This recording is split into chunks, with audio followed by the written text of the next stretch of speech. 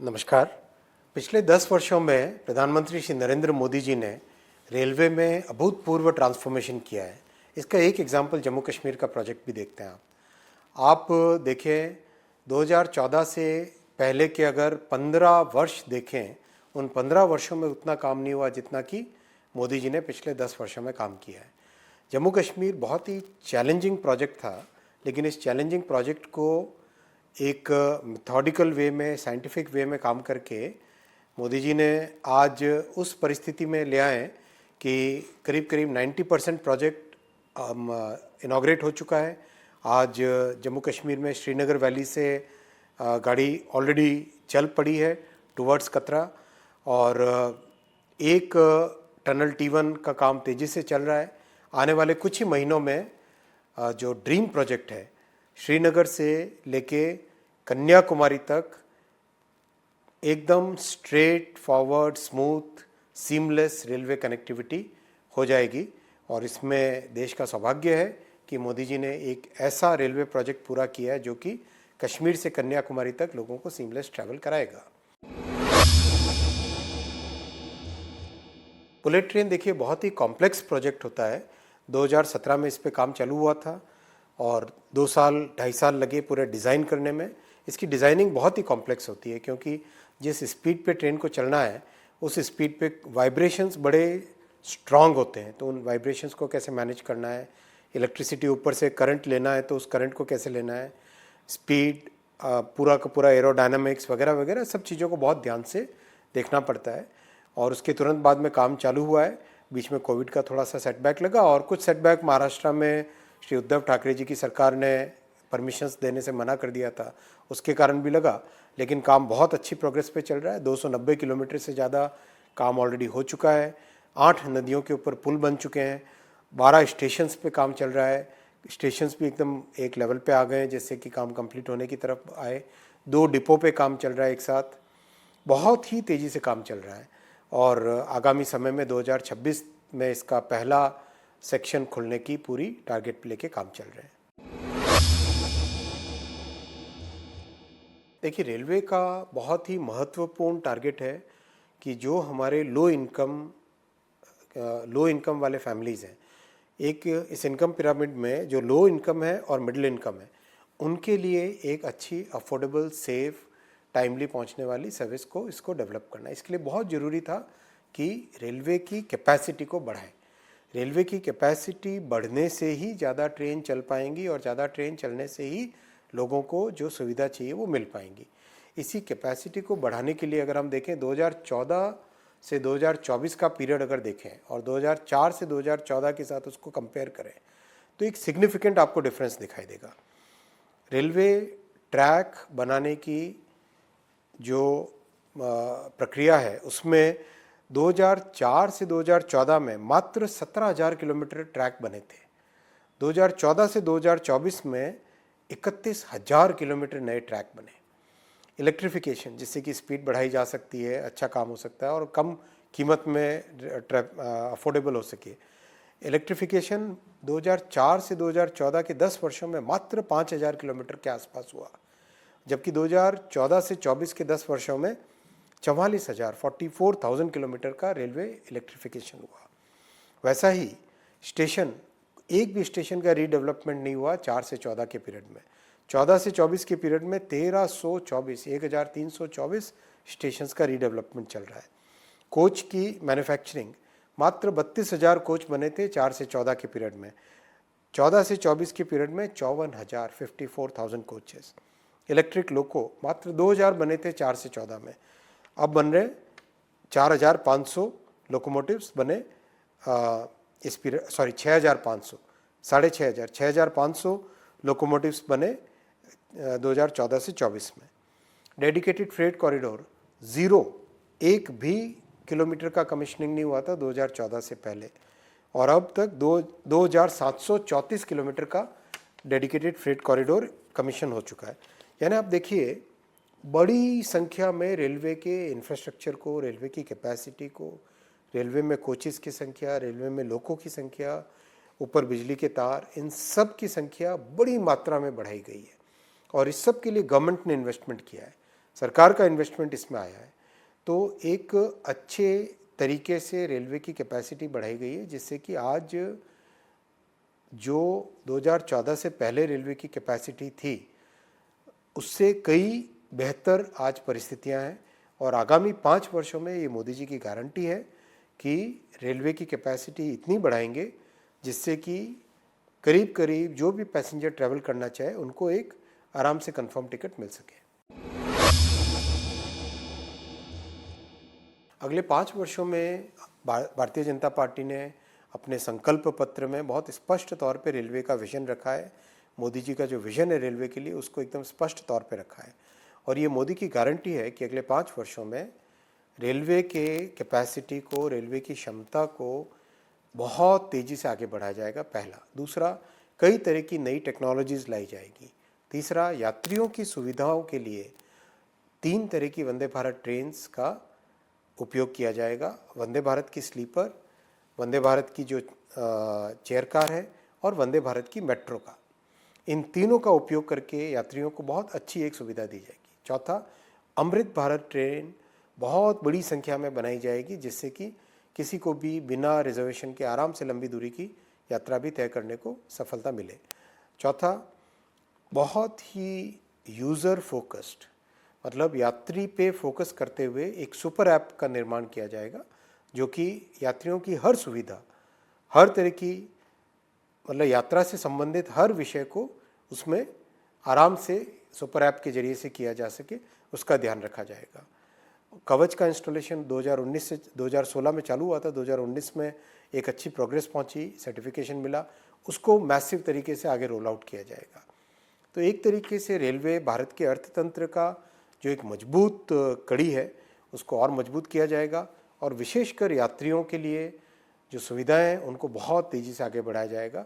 जो भी 1320 स्टेशंस का रीडेवलपमेंट चल रहा है उसको आगामी कुछ ही समय में कंप्लीट करके उसके बाद में और भी जो दूसरे मीडियम स्टेशंस हैं, बड़े स्टेशंस हैं, उन सबको इसमें स्टेशन रीडेवलपमेंट में भी लिया जाएगा।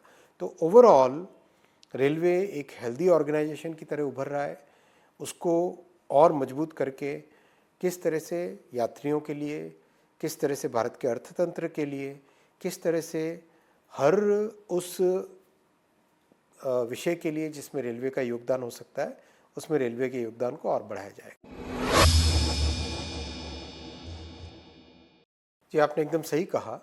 पिछले 10 वर्षों में मोदी जी ने जब से make in India program launch किया, बहुत सारे सिंप्लीफिकेशंस किए, कंप्लायंसेस किए और किस तरह से मैन्युफैक्चरिंग में एक बड़ा इम्प्रूवमेंट आए, उसके लिए बहुत अच्छा काम किया और उसका परिणाम भी आज देखने को मिल रहा है। अगर कोई भी आप सेक्टर पकड़ें, डिफेंस मैन्युफैक्चरिंग देखिए, आप टेक्सटाइल्स की मैन्युफैक्चरिंग देखिए, इलेक्ट्रॉनिक्स की मैन्युफैक्चरिंग देखिए, केमिकल्स में, फार्मास्यूटिकल्स में, करीब करीब हर सेक्टर में मैन्युफैक्चरिंग एक सिग्निफिकेंटली उभर के आया है और इसका रोजगार के ऊपर बहुत अच्छा प्रभाव है।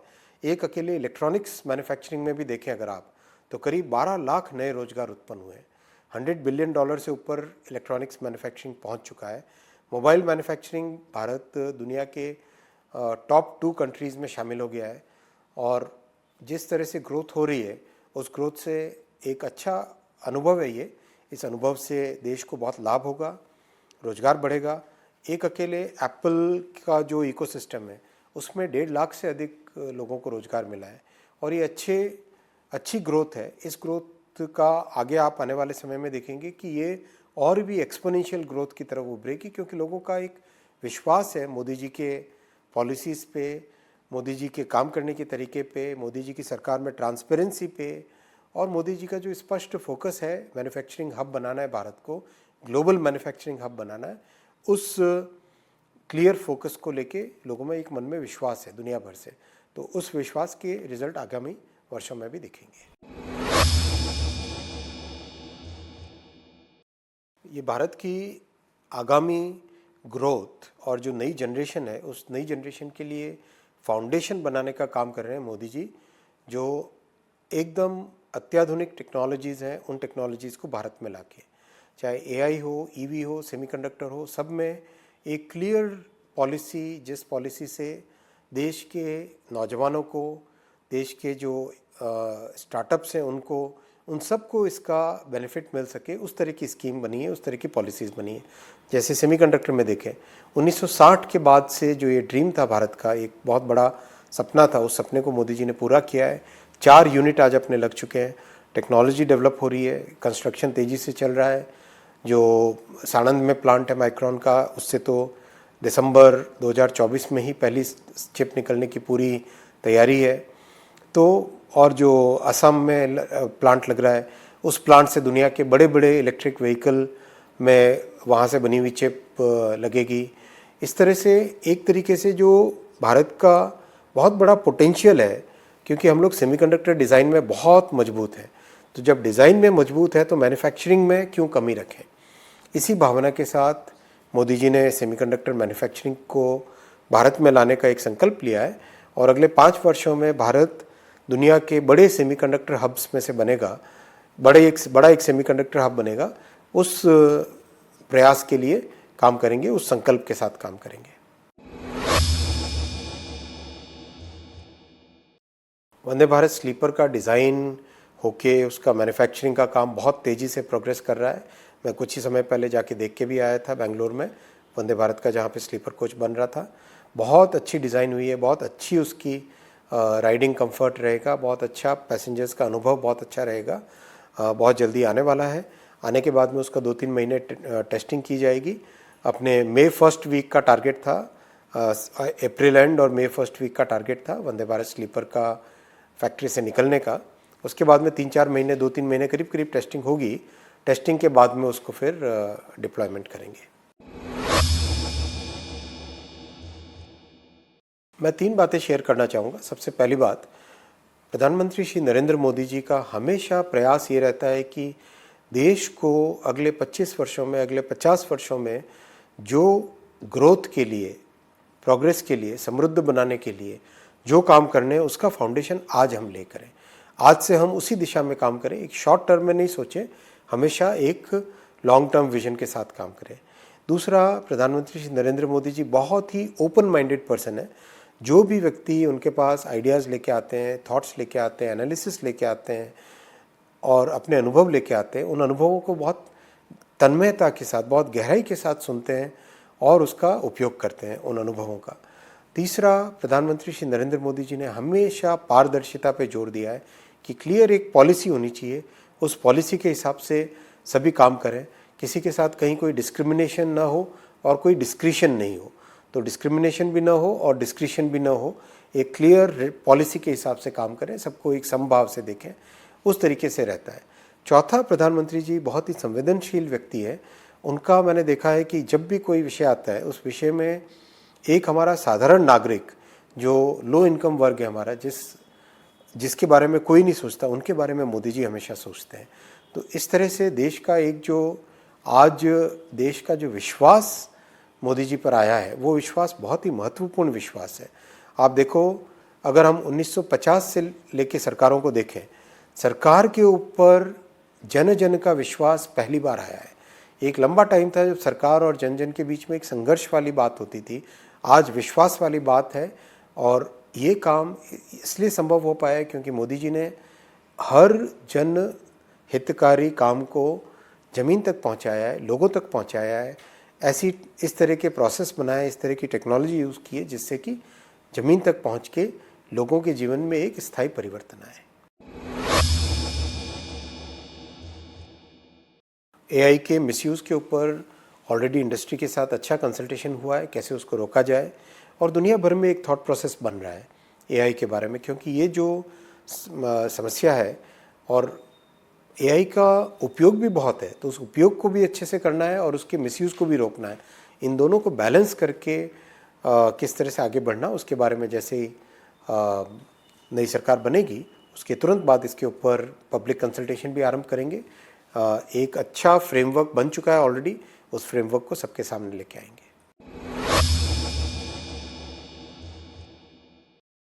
भारत के टैलेंट को दुनिया भर में माना जाता है, चाहे आप किसी भी फील्ड में देखिए, चाहे आप कॉम्प्लेक्स से कॉम्प्लेक्स चिप्स के डिज़ाइन देखिए, सेमीकंडक्टर चिप्स के डिज़ाइन देखिए, टेलीकॉम की डिज़ाइन देखिए, इलेक्ट्रॉनिक्स की डिज़ाइन देखिए, हर जगह भारत के टैलेंट को दुनिया भर में माना गया है।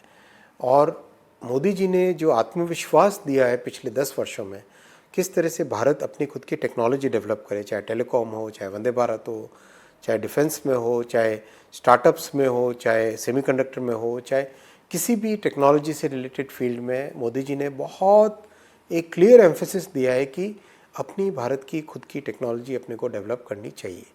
ये जो भावना है, ये जो आत्मविश्वास देश में आया है, ये आत्मविश्वास इन 10 वर्षों की बहुत बड़ी एक उपलब्धि है।